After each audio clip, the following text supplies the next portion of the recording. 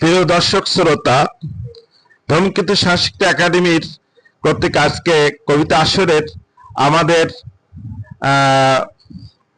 আমাদের প্রবীণ স্যার, প্রবীণ বলবো না, আমি প্রবীণ বললে অনেক খাটো হয়ে যায়। আমাদের যিনি উৎসাহ দেন, অনুপ্রেরণা দেন বিভিন্ন কাজে, উনি এই বয়সে আমাদেরকে অনেক উপদেশ দেন।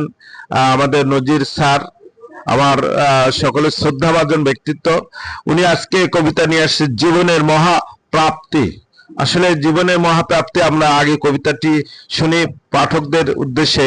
কবিতাটি স্যার নিজের কণ্ঠেই বলছেন।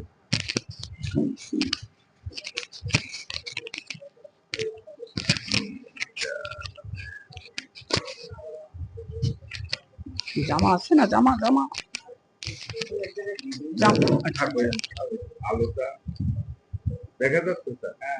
বিসমিল্লাহির রহমানির রহিম। আমার বইটি ছিল এই তো জীবন। সেই পাণ্ডুলিপির ৬২তম কবিতা জীবনের মহাপ্রাপ্তি। মানব জীবন হলো প্রাপ্তির আশায়, ধন সম্পদ জ্ঞান বিদ্যা প্রভাব পত্তির প্রত্যাশায়।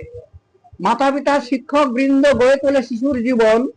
প্রতিটি শিশু হলো তাদের ভবিষ্যৎ, এই হলো পণ।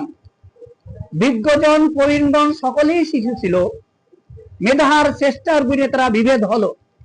কেউ হলেন জ্ঞানগুণী, কেউ হলেন দামি। কারো বা তস্করিতে হলো বদনামি। যার যার কর্মফল তাদের ভোগ করতে হয়, তার সাথে ভাগ্যের বিড়ম্বনা যুক্ত রয়। ইচ্ছা করলে সকলেই হাতে পায় না চাঁদ, আবার কতজন স্বল্পতেই পেয়েছে সফলতার ফাঁদ। চোখ খুলে দেখো শিশু প্রকৃতিতে গাথা, শ্রম আর মেধা দিয়ে ভরেছে ইতিহাসের পাতা। কত কৃতদাস আর কত শিক্ষিত জন, কত কৃতদাস আর কম শিক্ষিত জন, রাজা বনে গেছেন, করেছেন দেশে সুশাসন। ফলাইয়েছেন ভরাজ্য, সেবা দিয়ে মুকুট দিয়ে নিয়েছেন তুলে। ইতিহাস খুঁজে দেখো, যেও না তা ভুলে। কেউ বা সম্পদশালী, কেউ আবার জ্ঞানী, কেউ বা প্রভাব প্রতিশালী, কেউ সহায় ধর্মের বাণী। শিল্পপতি ব্যবসায়ীদের সমাজের কারো নয় কম অবদান। ন্যায় সত্য প্রেম গুণে যত মর্যাদা সম্মান। আসসালামু আলাইকুম রহমতুল্লাহ।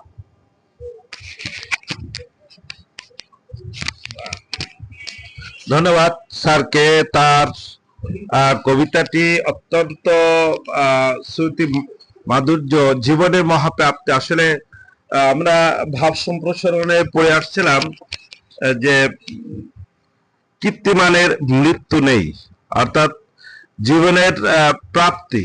আরেকটি আছে যে তুমি এমন জীবন গড়ো, তুমি জন্মিলে হাসিবে তুমি, মরিলে কাঁদিবে ভুবন, এইরকম।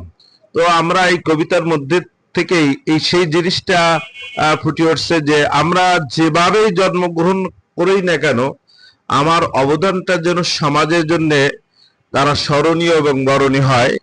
গতকালকে গাংচিল সাহিত্য সংস্কৃতি পরিষদে আমাদের বিশিষ্ট ব্যাংকার মাকসুবাই, তিনি বাবলু ভাইয়ের কবিতা, তার উপর কবিতা পাঠ করতে যেই উনি কেঁদে ফেলছিলেন।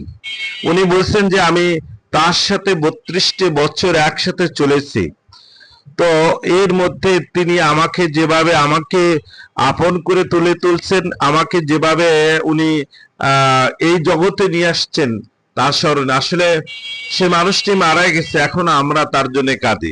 তাই আমি পাঠকদের উদ্দেশ্যে বলবো, আমরা সেই রকম জীবন যেন গড়ে এই পৃথিবী থেকে চলে যেতে পারি। ধন্যবাদ। আর একবার ধূমকেতু সাংস্কৃতিক একাডেমির পক্ষ থেকে স্যারকে ধন্যবাদ জানাচ্ছি। তার কবিতা এখানে শেষ করছি। আল্লাহ হাফেজ।